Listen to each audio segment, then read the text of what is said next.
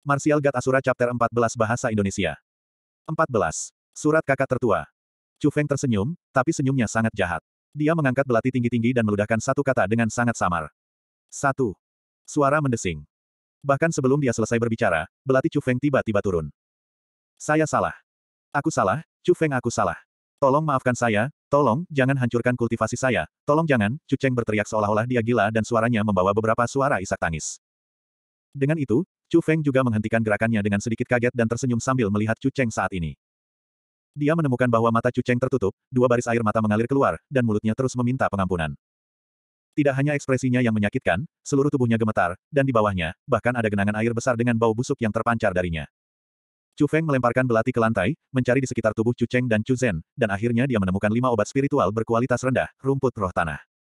Setelah melakukan itu, Chu Feng pergi ke depan Chu Cheng, dengan ringan menepuk wajahnya, dan berkata, "Lihat dirimu. Siapa sebenarnya sampah itu? Anda sekarang harus tahu itu dengan jelas di dalam hati Anda." Haha, setelah mengatakan itu, Chu Feng tertawa dan pergi dengan anggun. Setelah Chu Feng pergi, Chu Cheng dan Chu Zhen menopang diri mereka sendiri dan tersandung dalam kegelapan malam. Tapi sebelum mereka pergi lama, wajah cantik keluar dari kegelapan. Itu adalah Chu Yue. Namun, wajah manis Chu Yue sudah dipenuhi dengan keheranan. Setelah beberapa saat, dia bergumam pada dirinya sendiri, "Chu Feng, orang seperti apa kamu, dan kekuatan seperti apa yang kamu miliki?" Tiba-tiba, dia menutup matanya dan dia ingat Chu Feng muda. Tidak peduli berapa banyak orang yang mengejeknya, dia tidak pernah mengejeknya kembali. Tidak peduli berapa banyak orang yang mempermalukannya, dia tidak pernah menyerang balik. Senyum selalu di wajahnya dan itu membuat orang merasa kasihan. Itu membuat orang merasa kasihan padanya. Itu membuat orang ingin melindunginya. Akhirnya, Chu Yue membuka matanya dan dia tiba-tiba tersenyum. "Mungkin kami salah dengan melihatmu sebagai orang yang lemah. Mungkin ini dirimu yang sebenarnya. Kamu tidak membutuhkan perlindungan orang lain, karena kamu cukup kuat untuk melindungi orang lain." Pada saat itu, Chu Feng sudah kembali ke kediamannya sendiri. Dia mengeluarkan 3 rumput roh suci dan 5 rumput roh tanah. Meskipun rumput roh tanah hanyalah obat spiritual berkualitas rendah, mereka masih merupakan barang berharga untuk budidaya. Chu Feng merasa bahwa dengan membawa mereka pergi, itu sudah cukup untuk membuat Chu Cheng dan Chu Zhen merasa sedih. Ketika dia memikirkan saudara-saudara yang selalu mempermalukannya baru saja mendapat pelajaran yang diberikan olehnya, Chu Feng merasa sangat segar. Sepertinya ada pepatah yang benar. Melawan orang jahat Anda membutuhkan batu asa untuk orang jahat. Untuk berbicara alasan kepada orang jahat membutuhkan seseorang untuk menggunakan tinju mereka. Chu Feng tersenyum, tetapi tidak terburu-buru dan mulai berkultivasi. Dia mengeluarkan surat kakak laki-lakinya. Dia membuka surat itu dan deretan karakter yang dikenalnya muncul di hadapannya. Itu adalah tulisan tangan Chu Guyu. "Saudaraku, 5 tahun telah berlalu sejak Anda memasuki sekolah Azure Dragon, dan kami belum bertemu satu sama lain dalam 5 tahun juga. Setelah beberapa hari lagi, pertemuan keluarga tahunan akan tiba, dan tahun ini, kepala keluarga akan pensiun dari posisinya. Dengan pensiunnya, kita perlu memilih kepala keluarga yang baru, dan ayah adalah salah satu kandidatnya.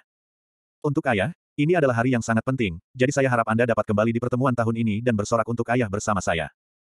Meskipun hanya ada beberapa baris kata, maknanya diteruskan. Chu Feng berpikir mendalam tentang isi surat itu. Setiap tahun, dalam pertemuan keluarga, generasi muda keluarga Chu akan mengadakan kompetisi pertukaran bela diri untuk menguji hasil kultivasi mereka. Meski hanya sebatas ujian di permukaan, namun pada kenyataannya menunjukkan potensi generasi muda dan sekaligus menentukan posisi generasi tua dalam keluarga. Kali ini, Chu Yuan bisa mendapatkan kualifikasi sebagai kandidat, karena dia tidak hanya memiliki kekuatan yang kuat, dia juga memiliki hubungan mutlak antara Chu Guyu. Chu Guyu. Dalam generasi muda keluarga Chu, dia adalah satu-satunya orang yang bisa masuk sekolah Lingyun. Dia cukup banyak bisa mendapatkan yang pertama di semua kompetisi keluarga. Potensinya sangat besar, jadi tentu saja, itu mempengaruhi posisi Chu Yuan. Setelah beberapa pemikiran, Chu Feng menemukan pena dan kertas, lalu mulai menulis surat balasan kepada Chu Guyu. Isinya sangat sederhana. Tahun ini, dia akan pergi ke pertemuan keluarga, karena Chu Feng juga ingin membantu dalam pemilihan ayahnya. Dia ingin menunjukkan kemampuannya dalam kompetisi keluarga dan setidaknya mendapatkan posisi yang layak. Dengan begitu, dia bisa memberitahu semua orang bahwa kedua putra Chu Yuan tidak biasa-biasa saja. Atau dengan kata lain, Chu Feng merasa bahwa waktu untuk membuktikan dirinya telah tiba.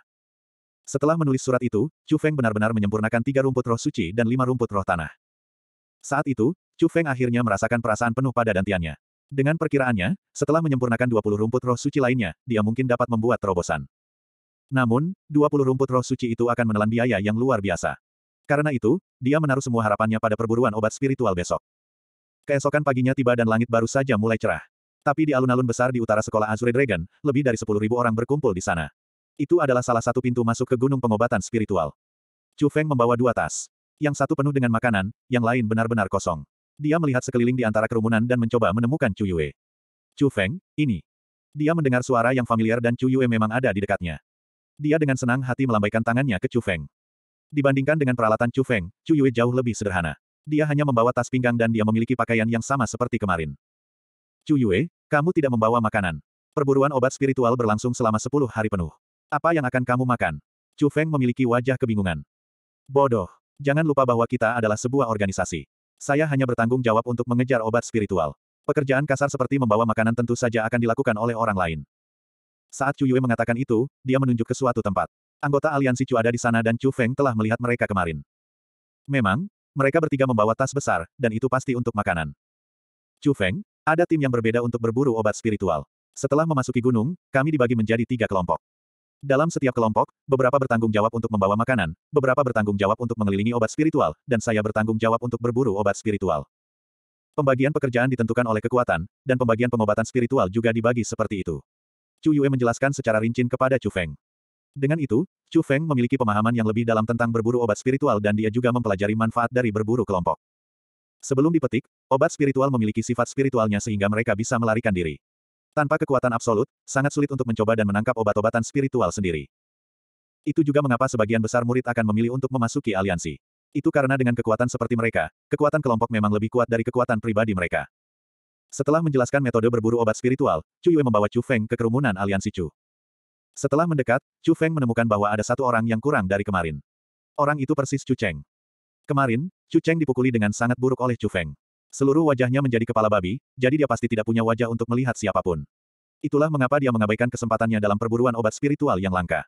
Selain Chu Cheng, Chu Feng juga melihat orang lain yang dikenalnya, dan itu adalah Chu Zhen. Tapi, Chu Zhen saat ini tidak memiliki kesombongan sebelumnya. Dia menundukkan kepalanya dan tidak mengatakan apa-apa, tampaknya telah menerima pukulan besar dan itu tampak sangat menyedihkan.